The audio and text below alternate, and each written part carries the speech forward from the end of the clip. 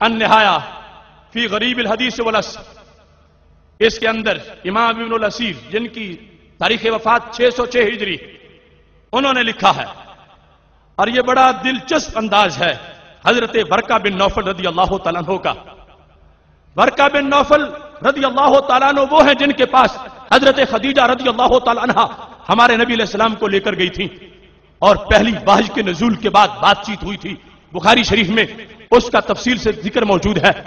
حضرت ورقہ بن نوفل کی شان کیا ہے یہ پہلے بتا دوں، تاکہ ان کے قول پر یہ نہ کوئی کہے کہ تم کسی مشرک کا قول پیش کر رہے ہو، معاذ اللہ کسی پہلے زمانے کے گمراہ کا قول پیش کر رہے ہو، چونکہ وہ قول دوسری فکر کی دھجیاں اڑانے والا ہے۔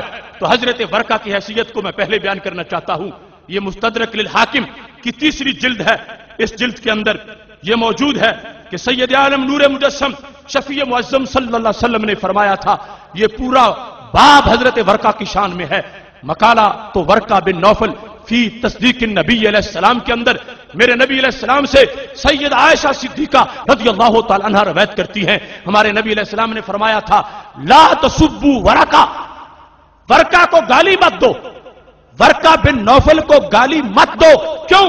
فرمایا فإنی رأیت لہ جنتا او جنتین، میں نے ورقہ کے لیے جنت یا دو جنتیں دیکھی ہیں۔ تو جن کو رب دو جنتیں دے وہ کافر تو نہیں، وہ مومن ہیں، وہ مشرک نہیں، وہ توحید پرست ہیں، اور آگے ان کی تقریر بھی بڑی توحید والی ہے۔ یہ ورقہ بن نوفل گزر رہے تھے، حضرت بلال رضی اللہ تعالیٰ عنہ توحید کی اذانیں دے رہے تھے۔ النہایہ کے اندر تفصیل ذکر ہے، حضرت ورقہ بن نوفل کہتے ہیں، مرہ علیہ ورقہ بن نوفل وہو یعذب، حضرت بلال رضی اللہ تعالیٰ عنہ کا جو آقا تھا ان کو معاذ اللہ سزائیں دے رہا تھا، تکلیف دے رہا تھا، وہ احد کی سزائیں بلند کر رہے تھے۔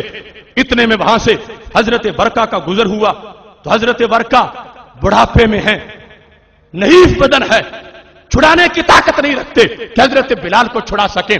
اس توحید پرست کے ساتھ یکجہتی کا اظہار حضرت ورقہ نے کیسے کیا، یکجہتی کا انداز کیا تھا، بڑی لذیذ بات ہے۔ حضرت ورقہ نے جب دیکھا کہ بلال کو جرم توحید میں سزا ہو رہی ہے تو کہنے لگے، واللہ لئن قتلتموہ لاتخذنہ حنانا، خدا کی قسم اگر جرم توحید میں تم نے بلال کو شہید کر دیا، یہ دنیا سے جا کے بھی تمہیں ناکوں چنے چبوائے گا۔ لاتخذنہ حنانا، میں حضرت بلال کی قبر کو ہنان بناؤں گا، میں حضرت بلال کی قبر کو بھی ہنان بناؤں گا۔ اگر تم ان کو تکلیف دیتے رہے اور یہ شہید ہو گئے تو یہ نہ سمجھنا شہادت سے سلسلہ ختم ہو جائے گا، میں اس توحید کے متوالے کی قبر کو بھی ہنان بناؤں گا۔ ہنان عربی زبان کا لفظ ہے۔ اب اس کا مطلب کیا ہے، دھمکی کیا ہے کہ اگر تم نے شہید کر دیا تو میں ہنان بناؤں گا۔ ہنان سے مشرکوں کا نقصان کیا ہوگا؟ یہ ورقہ بن نوفل توحید پرست، ایک توحید پرست کی حمایت میں جو جملے بول رہے ہیں کہ اگر تم نے شہید کر دیا ان کو تو یاد رکھو ان کا خون رائے گا نہیں جائے گا، میں ان کی قبر کو بھی ہنان بنا کے تم سے بدلہ لیں گے۔ امام ابن اسیر نے ہنان کا معنی بیان کیا، یہ 452 صفحہ ہے النہایہ کا، جلد نمبر 1 ہے۔ اس میں لکھا ہے، الحنان الرحمت والعطف، الحنان الرزق والبرکہ۔ حنان کا مطلب پہلے نمبر پہ رحمت ہے، دوسرے نمبر پہ مہربانی ہے، تیسرے نمبر پہ رزق ہے، چوتھے نمبر پہ برکت ہے۔ تو اب مطلب کیا بنا کہ اگر تم نے بلال کو شہید کر دیا تو میں حضرت بلال رضی اللہ تعالیٰ عنہ کی قبر کو حنان بنا لوں گا۔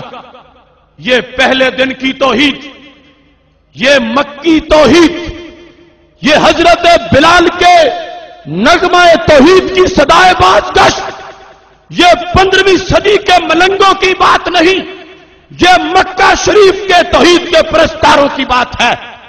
اس کے انداز میں مطلب کیا بیان کیا ابن اسیر نے کہ لا اتخذنہ حنانا، میں ان کو حنان بناؤں گا۔ حنان کا مقصد کیا ہے؟ دیکھو مانا، ارادہ حضرت ورقہ بن نوفل نے یہ کہا، سنو بلال کے دشمنوں، لَأَجْعَلَنَّ قَبْرَهُ مَوْضِعَ حَنَان، میں ان کی قبر شریف کو حنان بنا لوں گا، قبر کو حنان بناؤں گا۔ اب حنان کیسے قبر کو بناؤ گے؟ کہتے ہیں اے مظنتم من رحمت اللہ، میں مرکز انوار و تجلیات سمجھوں گا، میں گہوارہ رحمت سمجھوں گا، میں ان کی قبر کو تجلیات کا گہوارہ سمجھوں گا، تو پھر کیا کروں گا؟ فَأَتَمَسَّوْ بِهِ مُتَبَرِّكًا، میں بلال کی قبر کو ہاتھ لگا لگا کے چوموں گا۔ اتمسح بھی، میں ان کی قبر سے تمسح کروں گا۔ آج کعبے کی دیوار کو ہاتھ لگانے والوں پر شرک کے فتوے لگانے والے سوچیں، میں اس مکہ شریف کی بات کر رہا ہوں جب بلال اذان توحید دے رہے تھے اور برقع حمایت کر رہے تھے کہ اگر تم نے حضرت بلال کو شہید کیا تو یہ برام مر کے بھی جئیں گے، یہ ختم نہیں ہوں گے۔ میں ان کی قبر کو بھی موضع رحمت سمجھوں گا، گہوارہ برکات سمجھوں گا، تو کیا کروں گا؟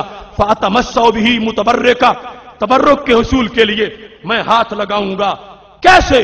کہتے ہیں کما یتمسح بقبور الصالحین الذین قتلوا فی سبیل اللہ من الامم الماضیہ، جس طرح پہلی امتوں میں جو لوگ اللہ کے راستے میں شہید ہو جاتے تھے ان کی قبروں سے بھی برکت ملتی تھی، ان کی قبروں سے بھی تبرک کیا جاتا تھا۔ اے مکہ کے مشرکوں، برکہ توحید پرست تمہیں دھمکی دے رہا ہے، اگر تم نے جرم محبت میں حضرت بلال کو شہید کر دیا تو بلال کی قبر پر بھی عاشقوں کا ہجوم رہے گا۔ اب یہ دھمکی ہے، کہتے ہیں میں ان کی قبر کو حنان بناؤں گا۔ حنان کا معنی کیا، جیسے پہلی امتوں کے شہیدوں کی قبروں پر رش رہتا تھا اور ان سے تبرک حاصل کیا جاتا تھا، ایسے بلال بھی ہوں گے، ان کی قبر پہ بھی ہجوم ہوگا۔ اگر یہ شہید کر دیے تم نے، میں جاؤں گا قبر پر، میں برکت لے کے تمہیں بتاؤں گا۔ تو اس دھمکی کا مطلب کیا بنا وہ بھی ذکر کر دیا۔ کہتے ہیں فَيَرْجُو ذَلِكَ عَارًا عَلَيْكُمْ وَسُبَّةً عِندَ النَّاسِ، بڑی پتے کی بات ہے۔ کہتے ہیں جب میں قبر کے پاس ہاتھ باندھ کے کھڑا ہوں گا، یا ان کے جو لفظ ہیں، جب میں قبر کو ہاتھ لگا کے چوموں گا، فرما میرا چومنا تمہیں گالی لگے گا، میرے چومنے سے تم شرماؤ گے۔